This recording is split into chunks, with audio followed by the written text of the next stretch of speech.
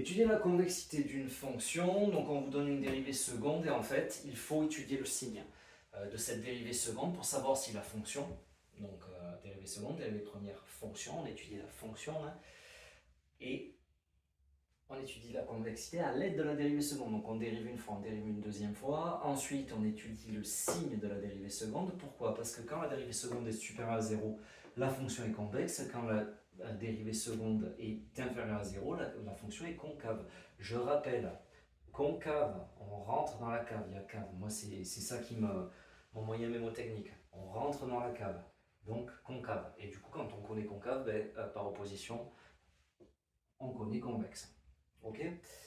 Allez, donc là, on ne fait pas un gros tableau de signes, hein. On se rend compte que e de moins x est supérieur à 0 parce qu'une exponentielle est toujours supérieure à 0, que quand on multiplie par 30, 0 ça bouge pas et ça reste donc positif, donc ça c'est supérieur à 0, que exponentielle de moins x est supérieure à 0, donc 5 exponentielle de moins x toujours supérieur à 0, 5 fois exponentielle de moins x toujours supérieur à 0 parce que si je fais x5 ici, ça fait toujours 0. 1 plus 5 exponentielle de moins x supérieur à 0. En fait, c'est parce que j'ai fait plus 1 ici, je fais plus 1 ici. Ok. Et en fait, 1 plus 5 exponentielle de moins x supérieur à 1, c'est supérieur à 0. Donc ça c'est supérieur à 0, ça c'est supérieur à 0. Et quand on prend quelque chose de supérieur à 0 et qu'on le met au cube, c'est encore supérieur à 0. Regardez, 7 au cube, 7 fois 7 fois 7, c'est supérieur à 0.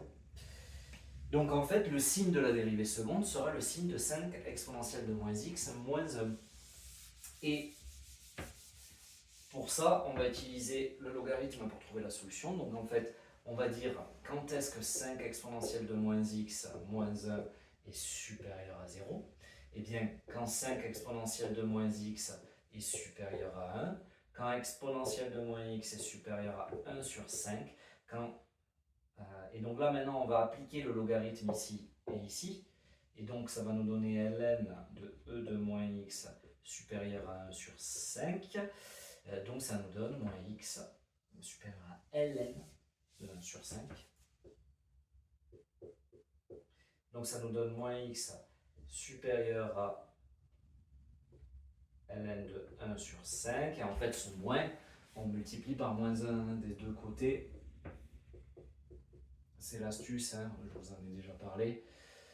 Et donc en fait, ça fait que x doit être supérieur à moins ln de 1 sur 5.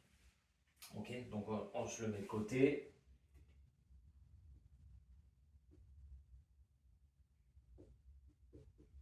D'accord. Donc pour que 5 exponentielle de moins x soit supérieur à 0, donc que toute cette dérivée seconde soit supérieure à 0, il faut que x soit supérieur à moins ln de 1 sur 5. Ce qui donne un tableau de signes comme celui-là.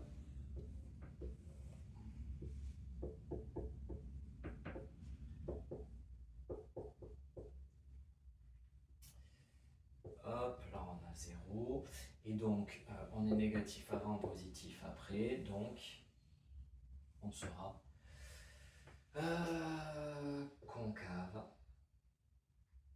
puis convexe. Et comme on passe de concave à convexe, au milieu, point d'inflexion. Tu es en terminale et tu passes le baccalauréat spé maths, mais tu n'as pas envie d'y passer des centaines d'heures. Ton problème, ce n'est pas le niveau, c'est que tu révises trop de choses inutiles. Avec mon expérience de prof de maths, j'ai fait le tri pour toi. 8 à 15 questions type par chapitre sélectionnées parmi des sujets qui sont réellement tombés au baccalauréat. Chaque question est suivie d'une vidéo explicative de correction, claire, complète. Toutes ces questions couvrent un maximum de notions. Tu les retrouves sous différentes formes et plusieurs fois pour comprendre, mémoriser et maîtriser. Résultat, tu couvres l'essentiel du bac. Tes révisions sont beaucoup plus courtes et tu arrives serein à l'examen. Tout est dans l'application, le lien est dans la description.